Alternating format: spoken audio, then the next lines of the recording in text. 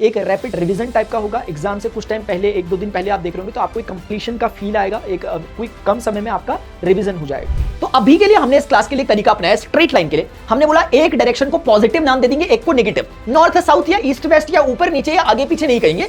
जरूरी थोड़ा velocity change बढ़ाता है, वो घटा भी सकता है, तो फिर वो नेगेटिव एक्सेलरेशन कहलाता है।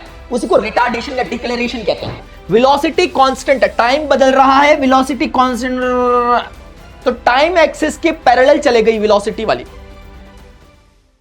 सो hello students, how are you all, जैन टू ऑल ऑफ यू। बच्चों, आज हम आपका क्लास 9th एक्सप्लोरेशन जो साइंस की हमारी न्यू एनसीईआरटी बुक है उसका डिस्क्राइबिंग मोशन अराउंड अस का हम रिवीजन कैप्सूल देखने जा रहे हैं। चैप्टर 4 है आपका, ठीक है। तो इसमें क्या है कि जो डिस्क्राइबिंग मोशन अराउंड अस है, ऑलरेडी बच्चों इसका 2 घंटे 12-13 मिनट का एक वीडियो ऑलरेडी पोस्टेड है जिसमें मैंने कंप्लीट फुल डिटेल पढ़ाया होता है। पहले समझ लें, अगर आप पहली बार मुझे देख रहे हो तो मैं आपको थोड़ा हल्का सा 1 मिनट के लिए कुछ बताना चाहूँगा, क्योंकि आप रैंडमली देख रहे हो सकते हैं, लेकिन मैं रैंडमली नहीं पढ़ा रहा, मैं एक स्ट्रक्चर को फॉलो कर रहा हूँ। वो स्ट्रक्चर ये हो रहा है कि मैं हर चैप्टर का एक कंप्लीट वन शॉट बनाता हूँ, चाहे मैं वो सोशल साइंस में, हिस्ट्री में, ज्योग्राफी में, पॉलिटी में कर रहा हूँ या इकोनॉमिक्स में, या फिर मैं उसे यहाँ पे मैथमेटिक्स में या फिजिक्स, केमिस्ट्री, बायोलॉजी में कर रहा हूँ। मैं कंप्लीट वन शॉट बनाता हूँ जिसकी लेंथ की मैं कोई परवाह नहीं करता। कुछ वीडियोस लेक्चर्स ऐसे होते हैं कुछ चैप्टर्स के जो 3 घंटे भी चले जाते हैं आराम से, कुछ 2 घंटे के होते हैं, कुछ 3.5 घंटे के, ऐसे अकॉर्डिंगली होते हैं। फिर उसके बाद में एक लाता हूं रिवीजन कैप्सूल। रिवीजन कैप्सूल में इतना मैं हल्का हल्का मानता हूं कि आपने चैप्टर को देख लिया होगा, एक रैपिड रिवीजन टाइप का होगा। एग्जाम से कुछ टाइम पहले, 1-2 दिन पहले आप देख रहे होंगे तो आपको एक कंप्लीशन का फील आएगा, एक क्विक कम समय में आपका रिवीजन हो जाएगा। ये पर्पस है इस रिवीजन कैप्सूल्स का। तो कुछ चीजें जो यहां पर गैप रहते हैं, ऑल्दो मैं कोशिश करता हूं सब कुछ बोल दूं, बट कुछ मैं इंटेंशनली छोड़ता हूं क्योंकि उनको टच करना मतलब 10-15 मिनट उनमें देना होता है जो मैं ऑलरेडी दे चुका होता हूं कंप्लीट सेशन में। अदरवाइज ये भी वही बन जाएंगे फिर 2 घंटे वाले, ठीक है। तो इसको अलग प्रकार से स्ट्रक्चर किया होता है। दूसरी बात, वो वाले जो रहते हैं कंप्लीट वन शॉट बच्चों, वो रहते हैं कंप्लीटली एनसीईआरटी बेस्ड, यानी उसकी ही लाइन को डिकोड करके लिखा रहता है, उसी की लाइन को डिकोड करके समझाता हूं मैं। उसका मकसद ये रहता है। यहां पर मैं फ्री हैंड खेलता हूं, यानी मैं खुद अपने हिसाब से टॉपिक्स रहते हैं, जो टॉपिक्स, ये टॉपिक्स आपकी बुक के हैं, लेकिन मैं इन्हें अपने हिसाब से स्ट्रक्चर करता हूं, बुक की लैंग्वेज वगैरह को फॉलो नहीं करता, अपने हिसाब से करता हूं। ये थोड़ा सा रहता है, ठीक है। चलिए स्टार्ट करते हैं। ये हमारा कंटेंट फ्लो रहने वाला है बच्चों, जो लेक्चर का फ्लो रहेगा। ये टॉपिक्स हमें कवर करने हैं। लास्ट में अगर आपको सारे टॉपिक्स समझ में आ जाएंगे, इसका मतलब चैप्टर खत्म हो गया। ऑलरेडी इसके रिवाइज, रिफ्लेक्ट एंड रिफाइन वाले क्वेश्चंस मैं ऑलरेडी सारे चैप्टर से करा चुका हूं। आपकी जनरल नॉलेज के लिए बता देता हूं कि अभी जब मैं वीडियो बना रहा हूं, आज मेरे ख्याल से 10-11 जुलाई ऐसा कुछ है, तब मैंने फिजिक्स के जो आपके चैप्टर्स हैं सारे खत्म कर दिए, चाहे वो डिस्क्राइबिंग मोशन अराउंड अस वाला हो, या फिर हाउ फोर्स अफेक्ट मोशन वाला हो, या फिर उसके बाद आपका ये साउंड वाला चैप्टर हो, या एक और चैप्टर बीच में कोई छूट रहा है मेरे ध्यान में नहीं आ रहा, वहां work energy and simple machines वाला। ये सारे मैंने ऑलरेडी कवर कर दिए हैं, केमिस्ट्री बायोलॉजी में भी। चलिए स्टार्ट करते हैं सेशन को। तो बच्चों इधर देखो, पहला हमारे पास जो टॉपिक है वो है concept of rest and motion. Rest और मोशन का मतलब बच्चों ये होता है कि हमारे पास ऑब्जेक्ट रेस्ट में है कि मोशन में, ये पता चलता है फ्रेम ऑफ रेफरेंस के अकॉर्डिंग, यानी ऑब्जर्वर के अकॉर्डिंग। अगर किसी ऑब्जेक्ट की पोजीशन टाइम के रिस्पेक्ट में बदल रही है तो हम कहेंगे कि वो मोशन में है। अगर टाइम के रिस्पेक्ट में उसकी पोजीशन नहीं बदल रही है तो हम कहेंगे कि रेस्ट में। ऐसे समझो इसे कि चेयर यहां रखी हुई है, अब मैं इस चेयर को देख रहा हूं, टाइम बदलता रह रहा है, टाइम बदलता रह रहा है, टाइम बदलता रह रहा है, 1 मिनट, 2 मिनट, 3 मिनट, ये वहीं की वहीं पे बैठी है। इसका मतलब ये रेस्ट में, क्योंकि अपने पोजीशंस को नहीं बदल रही, जहां पर थी वहीं रह रही है। लेकिन मैं एक गाड़ी को देखता हूं, एक बाइक मेरे सामने से आई, अभी यहां थी, अभी यहां है, अभी यहां है, अभी यहां है, और अभी बाहर चले गई। इसका मतलब कि टाइम के रिस्पेक्ट में उसकी पोजीशन लगातार बदलती रह रही है, मेरे रिस्पेक्ट में, ऑब्जर्वर की रिस्पेक्ट में। अच्छा, इसका एक एडवांस वर्जन सुनो। ये चेयर यहीं रखी है लेकिन मैं मूव कर रहा हूं, तो क्या अभी ये मोशन में? हाँ जी, रिलेटिव मोशन में है। अभी ये चेयर ऑल्दो रेस्ट में रखी हुई है, अगर हम कहें रेस्ट में है तो, लेकिन मैं मूव कर रहा हूं, यानी ऑब्जर्वर मूव कर रहा है, और ऑब्जर्वर के रिस्पेक्ट में इसकी पोजीशन बदल रही है। इसकी डिस्टेंस पहले मेरे से 1 मीटर थी, मैं दूर चले जाऊंगा 2 मीटर हो जाएगी, फिर मैं दूर चले जाऊंगा 3 मीटर हो जाएगी, तो पोजीशन लगातार बदल रही है। इसके चुप रहने के बावजूद, इसके एक ही जगह पे स्थित होने के बावजूद भी ये रिलेटिव मोशन में है ऑब्जर्वर के। तो अब आप समझ पा रहे होंगे रेस्ट और मोशन एक, इसका मतलब कैसे है, रिलेटिव टर्म्स है। ये कोई एब्सोल्यूट टर्म्स नहीं है, ये कैसे है, सापेक्ष, निरपेक्ष नहीं है। ये इसका मतलब है position does not change with respect to time, rest position changes with respect to time. इसलिए कोई ऑब्जेक्ट रेस्ट में हो सकता है चलते हुए भी, और कोई चलता हुआ ऑब्जेक्ट भी रेस्ट में हो सकता है। जैसे 2 ट्रेन में बैठे हुए ऑब्जेक्ट एक ही दिशा में चल रहे हैं, एक ही वेलोसिटी से चल रहे हैं, इसका पैसेंजर को इसका पैसेंजर रेस्ट में, इसके पैसेंजर को इसका पैसेंजर रेस्ट में लगेगा, जबकि ये हमें मोशन में दिख रहे हैं। जबकि प्लेटफॉर्म पे बाहर पे खड़े हुए व्यक्ति को मोशन में लग रहा है, क्योंकि उसके रिस्पेक्ट में इनकी पोजीशन लगातार बदल रही है। तो चलती हुई चीजें भी कभी आपस में कभी रुकी भी लग सकती हैं, इन दोनों को रेस्ट में लग रहे होंगे, और रुका हुआ ऑब्जेक्ट भी कभी चलता हुआ लग सकता है इनको, क्योंकि इनके रिस्पेक्ट में रुका हुआ ऑब्जेक्ट जो प्लेटफॉर्म पे खड़ा है वो लगातार पोजीशन चेंज कर रहा है क्योंकि ये मूव कर रहे थे। तो इसीलिए ये कैसा है, देखने वाले के नजरिए पर बेस्ड है। सेकंड टॉपिक, उससे पहले मैंने यहीं पर लगे हाथ एक डिस्कशन कर लिया इसके ऊपर कि भाई जैसे पोजीशन यहां लिखी और टाइम यहां लिखी। अब अगर आप ऑब्जर्व करोगे पोजीशन की एक्सिस, जैसे यहां पे फॉर एग्जांपल लिखा हुआ 5 मीटर, तो अब टाइम में लगातार बदलता रह रहा हूं, ये 5 metre 5 metre 5 metre 5 metre 5 minute, मतलब इसकी पोजीशन क्या हो गई है, इसकी पोजीशन बच्चों क्या हो गई है, फिक्स हो गई है। इसकी पोजीशन फिक्स हो गई है। क्यों? क्योंकि 1 सेकंड में देखो, 2 सेकंड में देखो, 3 सेकंड में देखो, 4, जो यहां है 0 सेकंड में, वो यहां भी है, वही यहां भी है, वही यहां भी है, वही। एक क्वेश्चन पूछूंगा, टाइम स्टैम्प के साथ जवाब देना। ये लाइन जो अभी दिख रही है, क्या ये रेस्ट में है? हाँ है, क्योंकि पोजीशन नहीं बदल रही है टाइम के साथ।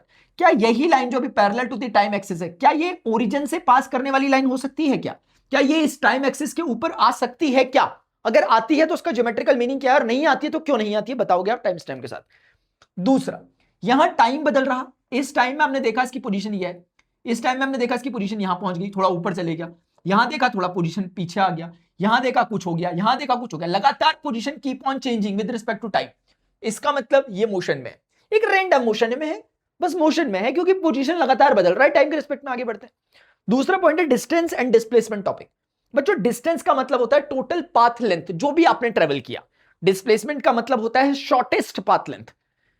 फॉर एग्जाम्पल जैसे कि देहरादून से लेकर मसूरी तक का जो डिस्टेंस है रोड से जब जाते हैं तो 32-33 किलोमीटर का होता है, मोटा मोटा 30 किलोमीटर मान लो, 30 किलोमीटर ऐसे अप हिल्स में जाना पड़ता है।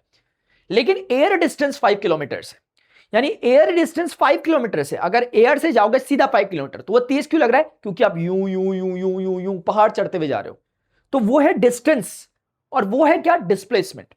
डिस्प्लेसमेंट सदा फिक्स रहेगा, बदलेगा नहीं। डिस्टेंस बदल सकता है क्योंकि जरूरी नहीं है कि आप मसूरी एक ही रास्ते से जाओ, आप दो तीन रास्ते हैं जाने के, तो आप अलग अलग रास्तों से मसूरी पहुंच सकते हो। तो जितने अलग अलग रास्तों से जाओगे, कहीं से डिस्टेंस कम लग सकता है, कहीं से ज्यादा लग सकता है, कहीं से बहुत ज्यादा लग सकता है। तो डिस्टेंस वेरी कर सकता है क्योंकि आप स्वतंत्र हो कैसे भी चलने के लिए, लेकिन डिस्प्लेसमेंट हमेशा फिक्स रहता है क्योंकि एक पॉइंट से दूसरे पॉइंट में जाने के 36 रास्ते हो सकते हैं अलग अलग, लेकिन उससे उस पर डायरेक्ट जोड़ने वाली एक ही लाइन हो सकती है, जो एक लाइन ही हो सकती है जो इन पॉइंट को दोनों को जोड़े, और वो लाइन ही डिस्प्लेसमेंट है। तो जैसे यहां देखोगे आप, ए और बी कोई 2 पॉइंट है, अब ए से बी पे पहुंचने का एक रास्ता ये हो सकता है, ये तो ये यहां जो चला ये पाथ लेंथ जो भी होगा ये उसका डिस्टेंस ट्रेवल है। या कोई बोल रहा है मैं ऐसे चलूंगा, थोड़ा घूम के, थोड़ा घूमते फिरते चलूंगा, तो हाँ जी सर ये भी हो सकता है, ये भी एक प्रकार का डिस्टेंस हो सकता है। ए से लेके बी तक का पाथ लेंथ एक अलग तरह का। कोई बोल रहा है मैं बिल्कुल टेढ़ा मेढ़ा अजीबोगरीब किस्म से करूंगा, हाँ कोई दिक्कत नहीं है, सारे लेंथ को हम जोड़ देंगे, जितना हो रहा होगा वो आपका पाथ लेंथ होगा, डिस्टेंस होगा। तो ए से बी पर जा रहे हैं, एक ही पॉइंट से दूसरे पॉइंट पर जा रहे हैं, लेकिन डिस्टेंस बदलता रहेगा क्योंकि हम अलग अलग तरह से जा रहे हैं, यानी पाथ डिपेंडेंट है ये चीज डिस्टेंस। लेकिन डिस्प्लेसमेंट क्या होगा? ए से बी को खट्टे से कनेक्ट करना है, इसके अलावा कोई दूसरा तरीका नहीं है खट्टे से कनेक्ट करने का। ए से बी कनेक्ट सिर्फ इसी तरह से हो सकते हैं, directly air distance type, directly displacement कहते हैं। ये शॉर्टेस्ट डिस्टेंस है, यानी कि जब भी हम दो पॉइंट के बीच का शॉर्टेस्ट डिस्टेंस बोलते हैं तो वो स्ट्रेट लाइन ही होते हैं उनके बीच, कई थ्योरम भी आती है आगे चल करके प्रूफ की जाती है। तो हो गया डिस्प्लेसमेंट, समझ में आ गया। अब आते हैं थोड़ा सा आगे, डिस्टेंस डिस्प्लेसमेंट के बराबर भी हो सकता है लेकिन छोटा नहीं हो सकता, डिस्टेंस सदा डिस्प्लेसमेंट से बड़ा ही होगा। या दूसरे शब्दों में, क्योंकि हमने डिस्प्लेसमेंट को बोला ही शॉर्टेस्ट पाथ लेंथ है, इसका मतलब डिस्प्लेसमेंट से छोटा कुछ और नहीं हो सकता। डिस्प्लेसमेंट ही वो सबसे छोटी डिस्टेंस होती है। इन सारे तरह के रास्तों में जो सबसे छोटा रास्ता होता है उसी को डिस्प्लेसमेंट कहते हैं। अब जैसे एक एग्जांपल, ये ए से टेढ़ा मेढ़ा करके मैं बी तक पहुंचा, क्या ये डिस्प्लेसमेंट है? नहीं। क्या ये डिस्टेंस है? हां, ये पाथ लेंथ है किसी भी प्रकार का। क्या ए से बी तक मैं रेड एरो से जो पहुंच रहा हूं ये डिस्टेंस है या डिस्प्लेसमेंट? Master displacement. लेकिन अगर मैं बोलूं ये डिस्टेंस भी है तो सही है, क्योंकि डिस्टेंस का क्या, डिस्टेंस कैसे भी चलो, तो ऐसे भी चल सकते हैं ना, कुछ भी कर सकते हो, तो ये भी तो कर सकते हो ना, कुछ भी कर सकते हो। जैसे मुझे एक हल्की सी बात याद आ रही है कि क्या कहते हैं ना कि इंसान का कभी क्या होता है कि अच्छे बुरे हर तरह के इंसान होते हैं या कर्म होते हैं लोगों के, वो क्यों होते हैं? भगवान ने ऐसा क्यों किया कि अच्छे अच्छे ही कर्म करवाते, बुरे क्यों करे? राम हुए तो रावण को क्यों कर दिया? तो बच्चों क्योंकि जो गॉड ने, क्रिएटर ने इंसान को एक चीज दी है, वो दी है एब्सोल्यूट इंडिपेंडेंस, एक परम स्वतंत्रता दी है कुछ भी करने की। उस कुछ भी करने में सही भी आ जाता है तो गलत भी आ जाता है, कुछ भी आ जाता है। वैसे ही ए से लेके बी तक जब मैं बोल रहा हूं कि डिस्प्लेसमेंट है, तो ये है तो डिस्टेंस ही, एक स्पेसिफिक टाइप ऑफ डिस्टेंस है इसलिए डिस्प्लेसमेंट है, लेकिन डिस्प्लेसमेंट है इसलिए डिस्टेंस नहीं होगा ऐसा हम नहीं कह सकते, है ना, क्योंकि इसने भी तो काम वही ए से बी तक तो गया, ये भी है ना, तो इसकी क्या गलती की अगर ये छोटे रास्ते से गया। आपने कोई जब रास्ते में कैसे भी जा सकते हैं बोला तो उसने सबसे छोटे से गया, तो डिस्टेंस की डेफिनेशन में तो है ना वो भी, और डिस्प्लेसमेंट की डेफिनेशन में भी है क्योंकि वो सबसे छोटा रास्ता है। तो डिस्प्लेसमेंट डिस्टेंस ही है, बट हर डिस्टेंस डिस्प्लेसमेंट नहीं है, और डिस्प्लेसमेंट डिस्टेंस से छोटा ही होता है हमेशा, किसी स्थिति में बराबर होता है, जैसे इस स्थिति में ए और बी, ए से बी तक जाने का रास्ता वही डिस्टेंस भी है और वही डिस्प्लेसमेंट भी है। अब आगे बढ़ते हैं। डिस्प्लेसमेंट बच्चों जो होता है ये एक तरह की ना वेक्टर क्वांटिटी, यानी इसको रिप्रेजेंट करने के लिए दिशा की जरूरत है, इसको रिप्रेजेंट करने के लिए दिशा की जरूरत नहीं है। मैंने डिटेल में बताया है लेक्चर्स में इसके बारे में, वो अभी डिटेल डिस्कस नहीं करूंगा, ऊपर से बोलूंगा इसमें, ठीक है।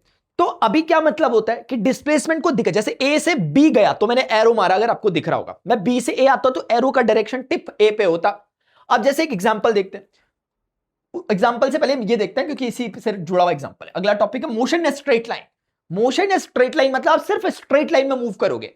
अब जब आप सिर्फ स्ट्रेट लाइन में मूव करोगे बच्चों, आपके पास दो ही दिशाएं होंगी। मैं अगर सीधे चलता हूं तो मैं या तो आगे जा सकता हूं या तो मैं अर्धवृत्ता करके पीछे ही जा सकता हूं। सिर्फ दो ही मेरे पास रास्ते हो सकते हैं, कैसे, आगे या पीछे, है ना, या तो दाएं या बाएं या ऊपर या नीचे। जब भी मेरा कोई मोशन स्ट्रेट लाइन में हो रहा है उस पर्टिकुलर सिनेरियो में, जैसे अभी मेरे पास बहुत सारी तरीके हैं, मैं ऊपर नीचे जा सकता हूं आगे पीछे, लेकिन एक बार मैं चलना शुरू कर दिया आगे पीछे, अब मेरे पास दो ही रास्ते बचते हैं।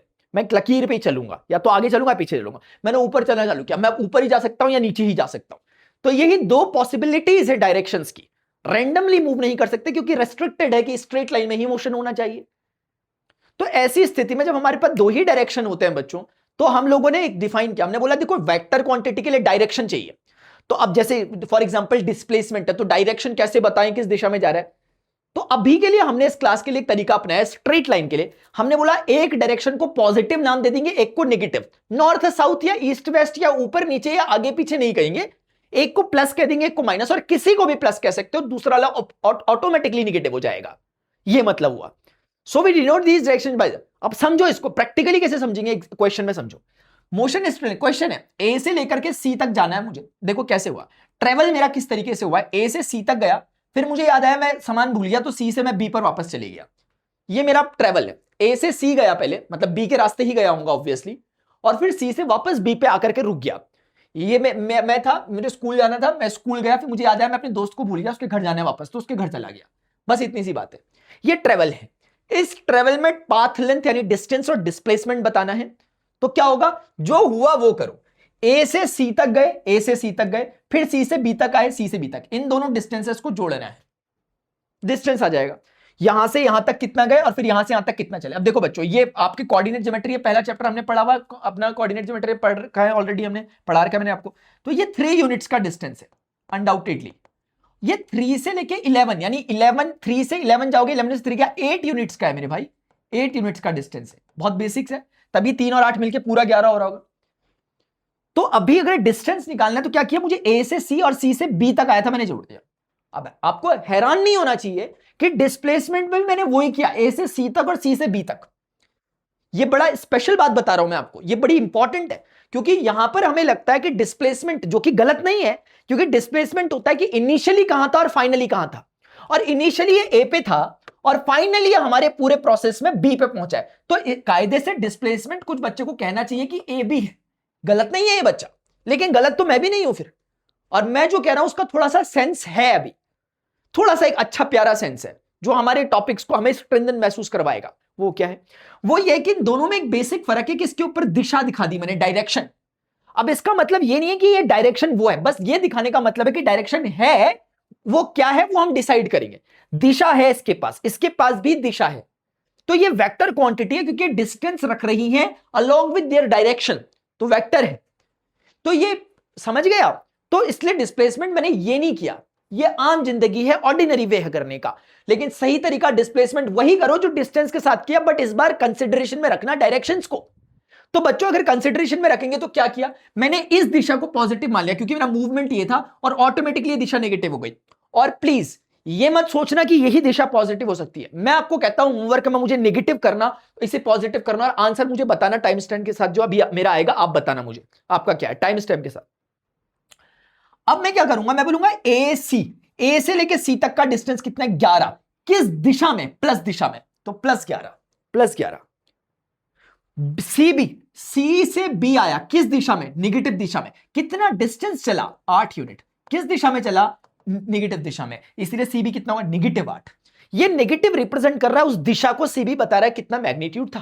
प्लस माइनस माइनस 11 और 8 कितना होता है, 11 में से 8 गया 3 होता है प्लस का। ये प्लस यहां क्योंकि प्लस बता रहे, क्योंकि डिस्प्लेसमेंट है तो प्लस और माइनस अपने मतलब रख रहे होंगे। यहां प्लस आया तो प्लस बोल रहा है 3 यूनिट का डिस्प्लेसमेंट हुआ है प्लस दिशा में, यानी इनिशियली आप यहां थे 3 यूनिट आप उस दिशा में प्लस दिशा में गए हो, यानी 3 यूनिट मतलब आप बी पर पहुंचे हो। ये भी वही बोल रहा है, समझ रहे हैं आप। अब डिस्टेंस की अगर हम बात करें, डिस्टेंस बहुत नेचुरल था। उसने बोला ए से सी कितना डिस्टेंस, मैंने कहा 8, बोला सी से बी कितना, मैंने कहा 3। उसको कोई मतलब नहीं दिशा से, वो कह रहा बस मैग्नीट्यूड बताते भी चलो। उसका 11 आ गया, उसका आंसर 3 यूनिट आ गया, डिस्प्लेसमेंट डिस्टेंस से कम आ गया। मैंने आपको होमवर्क जो दिया है वो ये कि इस पूरे सिनेरियो में सिर्फ सिंबल्स को बदल देना, मुझे बताना आंसर कितना आ रहा। और आंसर को जैसे मैंने बताया है 3 units displaced in forward direction, क्योंकि वो बोलेगा भाई मुझे क्या पता प्लस क्या है, वो तो तुमने माना होगा। तुम मुझे बताओ आगे पीछे कहां डिस्प्लेस हुआ है, ए से मैंने बताया 3 यूनिट डिस्प्लेस हुआ है आगे की तरफ, आगे की तरफ प्लस दिशा की तरफ, जो कि बी पॉइंट की लोकेशन को दिखा रहा है। आप मुझे बताओगे अगर ये माइनस लेते इसे प्लस लेते तो आंसर क्या आ रहा है। करना है मेरे भाई, ये टाइम स्टैम्प के साथ जवाब देना है इन सबका। अब इधर देखो, एवरेज स्पीड और एवरेज वेलोसिटी क्या होती है बच्चों। जैसे आप मान लेते हैं फॉर एग्जांपल आपको एक सफर कर रहे हो, गांव जा रहे हो, अपने गांव जाते समय मान लेते हैं आपको 300 किलोमीटर का आपका गांव है और आपको 5 घंटे लग गए जाने में। तो आप क्या करोगे, आप एवरेज स्पीड निकालोगे। आप बोलोगे 300 किलोमीटर मेरा पाथ लेंथ है, 300 किलोमीटर, और आप बोलोगे मुझे घंटे जो लगे वो लगे 5 घंटे, 5 छक्के 30, 60 किलोमीटर प्रति घंटा। ये क्या आया आपकी एवरेज स्पीड, यानी आप 60 किलोमीटर प्रति घंटे की रफ्तार से गए थे। अब जरूरी तो नहीं है जब हम ट्रेवल कर रहे थे 5 घंटे तक तो हम हमेशा 60 किलोमीटर पे हमारा बस एक्सेलरेटर दबा हुआ है। कभी रास्ते में ट्रैफिक भी आया होगा तो हम रुके भी होंगे, स्पीड कम भी होगी। कभी हम मील वगैरह के लिए रुके होंगे खाने के लिए कुछ, तो भी हमें स्पीड 0 होगी। फिर किसी इंस्टेंट पे हाईवे आया होगा, वहां पे स्पीड हम 110 100 की स्पीड भी हमने रखी होगी।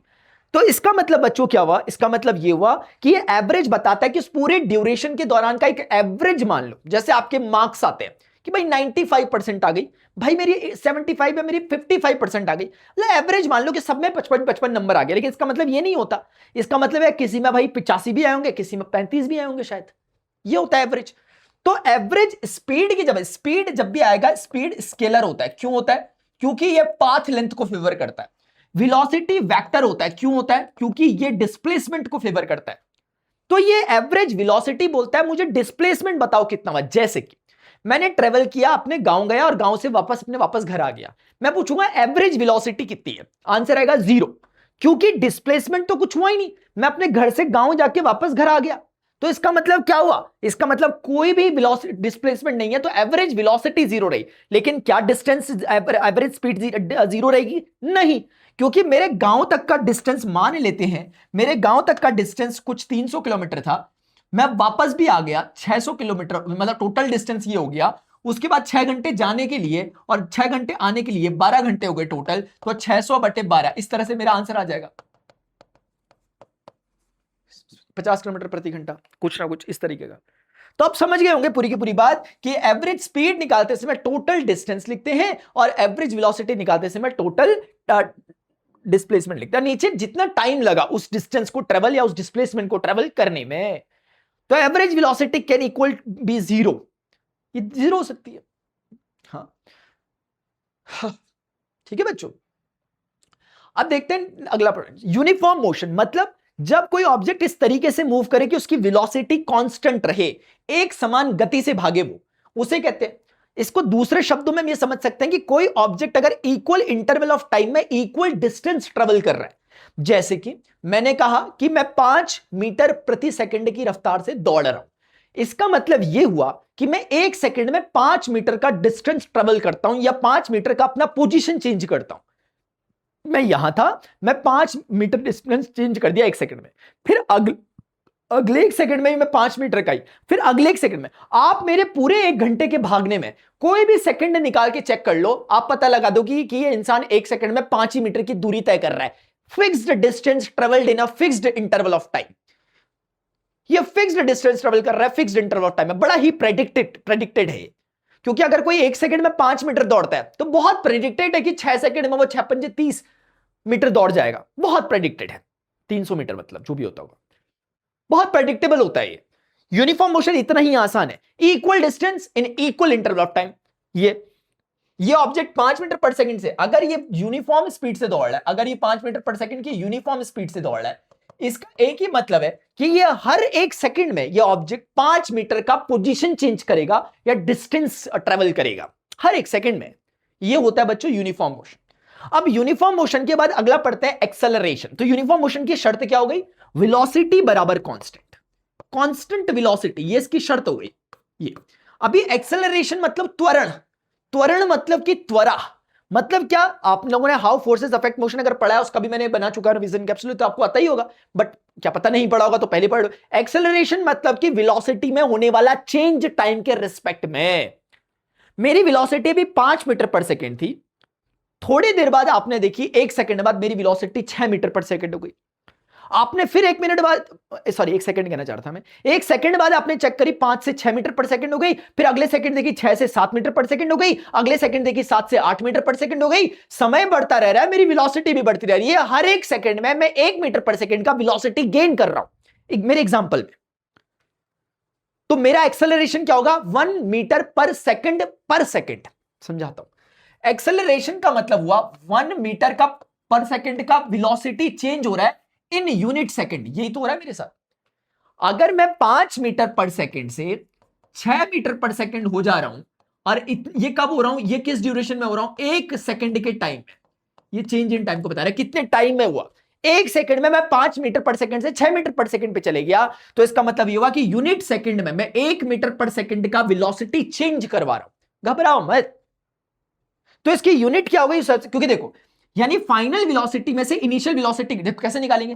फाइनल वेलोसिटी में से इनिशियल वेलोसिटी को घटा दो और नीचे रखो कि ये कारनामा कितने टाइम में हुआ। तो ये कारनामा 1 सेकंड में हुआ, तो आपका आंसर क्या आएगा? ऊपर 1 मीटर पर सेकंड और उसके नीचे क्या आएगा? 1 और सेकंड। तो ये 1 मीटर पर सेकंड स्क्वायर हो जाएगा। अब जैसे मैंने यहां दिखाया यूनिट निकालते समय, मीटर पर सेकंड माइनस मीटर पर सेकंड, कुछ बच्चों को लगेगा 0 हो जाएगा। नहीं, मैं यूनिट की बात कर रहा। यूनिट की बात मतलब मैं बोल रहा हूं कि 6 मीटर पर सेकंड में से 5 मीटर पर सेकंड जाएगा तो एक पीछे तो मीटर पर सेकंड ही आएगा ना, वो बोलना चाह रहा मैं। वो 0, समझ रहा? वो 0 तब होगा जब दोनों की न्यूमेरिक वैल्यू सेम होगी, बट मैं उस पर बात नहीं कर रहा। मैं कह रहा भाई अगर मैं 2 एप्पल में 3 एप्पल जोड़ूंगा तो 5 आएंगे, तो एप्पल ही ना कि मैंगो हो जाएंगे। तो इसीलिए बच्चों वही चीज। तो ये मीटर पर सेकंड, तो नीचे तो अब से समझ में आ गया कि यूनिट क्या है? मीटर पर सेकंड स्क्वायर। इसका बहुत सरल मतलब है कि एक ऑब्जेक्ट अपने प्रति मतलब उसका वेलोसिटी चेंज का रेट क्या है, प्रति सेकंड वो कितनी वेलोसिटी को चेंज कर रहा है। मैं कहता हूं कि 10 मीटर प्रति सेकंड स्क्वायर का एक्सेलरेशन है। इसका मतलब यह हुआ कि अगर मेरी अभी वेलोसिटी 1 मीटर पर सेकंड है तो अगले 1 सेकंड में कितनी होगी बताओ टाइम स्टेप के साथ? हां, 11 मीटर पर सेकंड होगी, क्योंकि 10 मीटर पर सेकंड स्क्वायर का एक्सेलरेशन चेंज था, यानी 1 मीटर प्रति सेकंड में वो 10 मीटर प्रति सेकंड गिफ्ट करता है। अब एक्सेलरेशन 2 तरह के हो सकते हैं, क्योंकि वेलोसिटी चेंज 2 तरह से हो सकता है, या तो बढ़ने वाला या घटने वाला। जरूरी थोड़ा वेलोसिटी चेंज बढ़ाता ही है, वो घटा भी सकता है, तो फिर वो नेगेटिव एक्सेलरेशन कहलाता है। उसी को रिटार्डेशन या डिक्लेरेशन कहते हैं। एग्जांपल से समझो, कोई बॉल को तुमने ऊपर से नीचे ड्रॉप किया, अब हम बोल रहे फ्री फॉल क्या? फ्री फॉल क्या होता है? छोड़ दिया, बस को ऐसा धक्का नहीं मारा, बस छोड़ दिया, पृथ्वी अपने आप ले गई अपने साथ। कौन ले गया? क्रस्ट। क्रस्ट से नीचे कौन? मेंटल से नीचे कौन? वो कोर का सेंटर, वहां गया है। तो अगर ये कह रहे हैं कि एक्सेलरेशन, अगर हमें गिवन है कि इसका एक्सेलरेशन, खींचने का जो एक्सेलरेशन होता है वो 10 मीटर प्रति सेकंड स्क्वायर होता है, इसका एक ही मतलब है कि ये ऑब्जेक्ट जो शुरुआत में फ्री फॉल किया गया था, 0 वेलोसिटी पे था, वो अगले 1 सेकंड में 10 मीटर प्रति सेकंड की वेलोसिटी गेन कर लेगा। फिर अगले सेकंड में उसकी वेलोसिटी 20 मीटर प्रति सेकंड हो जाएगी, अगले सेकंड में उसकी वेलोसिटी 30 मीटर प्रति सेकंड हो जाएगी, अगले सेकंड में उसकी वेलोसिटी 40 मीटर प्रति सेकंड हो जाएगी। हर आने वाले 1 सेकंड में वो अपनी वेलोसिटी को 10 मीटर प्रति सेकंड की रफ्तार से बढ़ा देगा। तो एक छोटा सा कंचा, इतना सा, अगर बहुत ज्यादा हाइट से फेंका जाए, नीचे गिरे वो, तो सोचो नीचे गिरने तक वो किस लेवल की वेलोसिटी गेन कर चुका होगा। इसीलिए हम लोग अभी एटमॉस्फेयर एंड क्लाइमेट्स वाला जो चैप्टर पढ़ रहे थे, उसमें मुझे बताओ वो कौन सा एटमॉस्फेयर की लेयर है जहां पे मीटियोराइट्स आकर के जल जाते थे फ्रिक्शन के कारण? आप मुझे बता सकते हो? और आप ये भी क्या मुझे बता सकते हो कि अब वो क्यों जल रहे होंगे फ्रिक्शन के कारण? क्योंकि जब वो एटमॉस्फेयर में एंटर किए होंगे 700 किलोमीटर, तब से चलते हुए नीचे कूद रहे वो, यहां 80 किलोमीटर तक आने तक पता नहीं कितने किलोमीटर का रास्ता, क्या स्पीड हो गई उनकी? आइडिया लगा सकते हो? और उससे मेटेरियोइट जले होंगे, तो कुछ समझा सकते हो इस बात को, एक्सप्लेन कर सकते हो वो कौन सी लेयर थी वगैरह वगैरह? ऐसे रिलेट किया करो, ठीक है। अब आते हैं पोजीशन टाइम ग्राफ, जो हमने पढ़ा।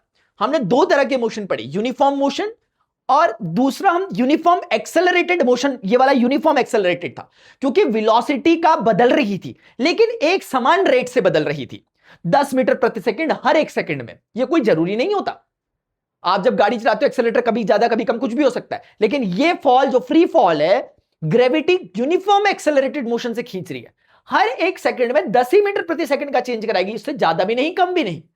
तो ये यूनिफॉर्म एक्सेलरेटेड मोशन है, यूएएम। और यूनिफॉर्म मोशन यानी कि कांस्टेंट वेलोसिटी। अब जैसे पोजीशन टाइम ग्राफ देखोगे आप, यहां पोजीशन लिख दी, यहां टाइम लिख दिया कि कोई ऑब्जेक्ट 0 सेकंड पे 0 पोजीशन पे था, यानी जहां पर स्टार्टिंग लाइन है वहीं पे खड़ा था। 1 सेकंड पे देखा वो 5 मीटर पे चले गया, मीन पोजीशन से जो स्टार्टिंग लाइन था उससे 5 मीटर दूर हो गया। दूसरे सेकंड पे वो मीन पोजीशन से 10 मीटर, तीसरे सेकंड पे मीन पोजीशन से 15 मीटर पे चले गया। यानी अगर आपने देखा इन सब पॉइंट को 1 सेकंड में 5 पॉइंट, 2 पे 10, 3 पे, इनको कनेक्ट किया, स्ट्रेट लाइन बनी। तो position time graph straight line बना फॉर यूनिफॉर्म मोशन। ये यूनिफॉर्म मोशन है, ऐसा क्यों होता है आपको? क्योंकि हर एक सेकंड में ऑब्जेक्ट 5-5 मीटर का ही डिस्प्लेसमेंट कर रहा है, हर एक सेकंड में ऑब्जेक्ट 5-5 मीटर का ही पोजीशन चेंज कर रहा है, इसलिए हम कहेंगे कि वो यूनिफॉर्म मोशन में है। तो यूनिफॉर्म मोशन में एक्सटी ग्राफ या पोजीशन टाइम ग्राफ एक स्ट्रेट लाइन होता है। एक क्वेश्चन सुनो, टाइम स्टैम्प के साथ जवाब देना। क्या ये स्ट्रेट लाइन जो बनती है वो ऐसे ही बनती है, या वो स्ट्रेट लाइन ऐसे हो सकती है? हो सकती है या नहीं हो सकती है, इसका जवाब मुझे क्वेश्चन मार्क में मुझे बताओगे। और अगर हो सकती है तो उसका अर्थ क्या निकल रहा है, और नहीं हो सकती है तो क्यों नहीं हो सकती है, ये आप मुझे बताएंगे। अब बच्चों, नॉन यूनिफॉर्म मोशन, एक है यूनिफॉर्म मोशन, एक है non uniform motion. Non uniform motion मतलब कि जहां ऑब्जेक्ट की वेलोसिटी बदल रही है, लेकिन उसमें हम एक स्पेशल केस पढ़ रहे हैं कि जहां बदल तो रही है लेकिन कांस्टेंट रेट से बदल रही है, यानी एक्सेलरेशन तो है लेकिन यूनिफॉर्म एक्सेलरेशन है। तो ये यूनिफॉर्म एक्सेलरेटेड मोशन का जो ग्राफ होता है वो ये होता है, इसे कहते हैं पैराबोलिक। ये जो था ये स्ट्रेट लाइन था। अगर आपकी मैथ्स है, जो कि है ही क्लास 9th में, दूसरा चैप्टर इंट्रोडक्शन टू पॉलिनोमियल जो मैंने पढ़ाया, डिटेल में पढ़ा हमने देखा है कि पॉलिनोमियल का ग्राफ क्या होता है। मैं भी ज्यादा डिटेल डिस्कस नहीं करूंगा, अभी थोड़ी देर बाद वापस आके बताऊंगा इसके बारे में कुछ। तो इसमें कुल मिलाकर ये समझो कि हर एक सेकंड में जो डिस्टेंस ट्रेवल होगा या पोजीशन चेंज होगा वो पहले की तरह कांस्टेंट नहीं होगा। पहले हो सकता है 1 सेकंड में 2 पे था, दूसरे सेकंड में 5 पे गया तो 3 का, लेकिन तीसरे सेकंड में 9 पे चले गया 4 का, और चौथे सेकंड में 25 पे चले गया पता नहीं 16 का। इसके चेंजेस बड़े अब्रप्ट हैं, मतलब इक्वल इंटरवल्स नहीं है। इक्वल इंटरवल ऑफ टाइम में ये इक्वल डिस्टेंस ट्रेवल नहीं कर रहा, लेकिन उसके बावजूद भी एक नियम का पालन कर रहा है, जिसके कारण ये पैराबोलिक इन नेचर है ना। अभी आऊंगा इसके बाद दोबारा एक कुछ बात बताने के लिए। वेलोसिटी टाइम ग्राफ जैसे यूनिफॉर्म में पढ़ा नॉन यूनिफॉर्म में, वैसे ही वेलोसिटी टाइम ग्राफ यूनिफॉर्म और नॉन यूनिफॉर्म है। यूनिफॉर्म मोशन में वेलोसिटी कांस्टेंट होती है। तो क्या मुझे कहने का समझाना चाहिए कि एक ऐसा ग्राफ क्यों बना? क्योंकि ये वेलोसिटी की एक्सिस है, इस बार ये टाइम की, इस बार ये पोजीशन नहीं है, वेलोसिटी है। टाइम बदलता रहेगा लेकिन वेलोसिटी फिक्स है, 10 10 10 10 10 10 10 10 10 10। तो ग्राफ देख के फील आएगा 10 मीटर। जैसे अगर स्टार्टिंग में आप देखोगे, ये मैंने जो ग्राफ बनाया था यहां पे, अब किसी को ये ना लगे कि वो दोनों एक है, यहां पोजीशन था वहां वेलोसिटी है, ये पोजीशन कांस्टेंट है, मतलब रेस्ट। ये पूरा फिनोमिना रेस्ट को रिप्रेजेंट कर रहा है, ये पूरा रेस्ट को रिप्रेजेंट कर रहा है, ये पूरा फिनोमिना मोशन को रिप्रेजेंट कर रहा है। अभी जैसे ही एक्सिस बदली बच्चों, इसीलिए बच्चों याद करने की चीज होती ना, तब आसान भी होता और उतना ही टफ भी होता। अभी क्या है, अगर समझने की चीजें है ना तो आराम से मजाक मस्ती में चीजों को समझते हुए चलो, थोड़ा टाइम इन्वेस्ट करो, चीजों पे दिमाग लगाओ। क्या होगा, क्वेश्चन पूछो मेरे से, मैं कोई रट्टे मार के नहीं आ रखा यहां खड़ा और रखा, मुझे चीजें समझ में आ रही है वही आपको बता रहा हूं। अरे आपको समझ नहीं आ रही है तो फिर कुछ समझने की कोशिश करो उसे, मुझे बताओ कि मास्टर तुम्हें समझाना नहीं आ रहा है, ये चीज को ऐसे करेक्ट करो, लेकिन समझ के करना, याद मत करना। वेलोसिटी कांस्टेंट है, टाइम बदल रहा है, वेलोसिटी कांस्टेंट। तो टाइम एक्सिस के पैरेलल चले गई वेलोसिटी वाली ये, तो वेलोसिटी टाइम ग्राफ अगर parallel to the time axis है दैट ओनली मींस कि यूनिफॉर्म मोशन को रिप्रेजेंट कर रहा है, क्योंकि वेलोसिटी कांस्टेंट है। लेकिन अगर वेलोसिटी टाइम ग्राफ हम देखें अगर नॉन यूनिफॉर्म मोशन के लिए, मतलब वेलोसिटी बदल तो रही है लेकिन कांस्टेंट रेट के साथ, तो जैसे पोजीशन चेंज तो हो रही थी लेकिन कांस्टेंट रेट के साथ, तो स्ट्रेट लाइन बना। इस बार पोजीशन को वेलोसिटी वही काम कर रही है जो पहले पोजीशन कर रही थी, कि वेलोसिटी बदल तो रही है लेकिन कांस्टेंट रेट के साथ, तो ग्रेजुअल यानी स्ट्रेट लाइन बनेगा। मैं एक बात और बताता हूं, मैंने ऑलरेडी ग्राफ में, अभी मैंने फुल अंडरस्टैंडिंग नहीं दी है इस पे क्योंकि बहुत सारी बातें बोली जाती है इसमें, मैंने 20 मिनट का 15 मिनट का एक सेपरेट सेशन बनाया इस ग्राफ पे, तो आप वो देख सकते हो। इतना लगता है टाइम इसमें, समझ में आ रही बात? अभी रैपिड रिवीजन कैप्सूल चल रहा है। ज्योमेट्रिकल मीनिंग ये मैं अभी ज्यादा नहीं बताऊंगा, बस इतने बताऊंगा एक्सटी ग्राफ का स्लोप जो होता है वो यूनिफॉर्म मोशन की वो वेलोसिटी को रिप्रेजेंट करता है यूनिफॉर्म, और जो वेलोसिटी टाइम ग्राफ होता है वो डिस्प्लेसमेंट को बताता है कि उतने टाइम ड्यूरेशन में कितना डिस्प्लेसमेंट हुआ। मैं इसे डिस्कस नहीं करूंगा बच्चों क्योंकि ये बहुत लंबा खींचेगा, मैं ऑलरेडी डेडिकेटेड 15 मिनट का सेशन पे बनाया, प्लीज ध्यान से देख लेना, नहीं मिल रहा मुझसे मांग लेना अगर सिर्फ ग्राफ को समझना है। अगला है इक्वेशन ऑफ काइनेमेटिक्स, इस पे भी मैंने डेडिकेटेड सेशन बनाया इसके डेरिवेशंस को वो करवाने के लिए, वो भी 20-15 मिनट का समय ले जाएगा। बस रिवीजन के लिए कि पहली equation b equal to u plus a t, दूसरी s equal to u t plus half a t square, तीसरी v square equal to u square plus 2as है। सबसे इंपॉर्टेंट बात है कि ये t रिप्रेजेंट कर रहा है किसको, जिस टाइम में, जितने टाइम में वेलोसिटी u से v हो गई, हर जगह जितने टाइम में पोजीशन x1 से x2 हो गई और उस x2 और x1 का डिफरेंस ये s है, वो टाइम। इन सारी सिचुएशंस को जब भी हम डिराइव करते हैं फॉर्मूला को, हम एक्सेलरेशन को कांस्टेंट लेकर चलते हैं। मैंने सब जगह डिराइव करा है, वन शॉट में भी देख सकते हो, सेपरेट सेशन में भी देख सकते हो, ठीक है। तो ये बच्चों इस तरीके से हमारा चैप्टर खत्म हुआ। मेरा जो अल्टीमेट मोटिव इस चैप्टर को लेने का था वो ये था कि स्टार्टिंग में जो आपकी वो रेस्ट, मोशन, यूनिफॉर्म, एक्सेलरेशन वो वाले टर्म के बीच में एक अंडरस्टैंडिंग बिल्ट हो, एटलीस्ट क्यूरियोसिटी बिल्ट हो। क्यूरियोसिटी आ गई, क्यों हुआ, तो इसके लिए मैंने बहुत अच्छे से एक्सप्लेन कर रखा चीजों को, तो आप मेरे से एक बार बोल लो, वो सब मिल जाएगा। अगर आप लोगों को बच्चों ये सेशन इंफॉर्मेटिव लगा और आप चाहते हो इस तरह के और रिवीजन कैप्सूल्स आए, तो नीचे कमेंट सेक्शन में बताना कि कौन सा नेक्स्ट चैप्टर होना चाहिए। Science, maths, social science, physics, chemistry, biology, history, geography, civics, जो आपका पॉलिटिकल साइंस एंड इकोनॉमिक्स होता है, किसी का भी कोई भी चैप्टर भूलना, मैं सबके बनाते हुए चल रहा हूँ। अभी टिल डेट मैंने पहला दूसरा चैप्टर जो सोशल साइंस का, उसके वन शॉट्स तो बनाए हैं, जो shaping the earth of surface और दूसरा क्लाइमेट एटमॉस्फेयर है, साथ में उनके रिवीजन कैप्सूल्स भी दे दिए, ठीक है ना। तो आप मुझे बताते हुए चलोगे, आपका एक लाइक यार दिखाता है कि आपका प्यार दिखाता है, ठीक है ना, आपका रिस्पेक्ट दिखाता है इस मेहनत के लिए शायद जो यहां से हो रही है, ठीक है ना। और अगर आप हाइप का बटन आता है वो देते हो तो यार वो तो फिर आपका 100 गुना प्यार दिखाता है, ठीक है। तो बच्चों इतना ही यार अभी के लिए, ठीक है ना। कैसा सेशन लगा जरूर बताना, अभी के लिए इतना ही, मिलते हैं नेक्स्ट सेशन में। Till then goodbye, see you, take care, Jai Hind, bye bye, love you all.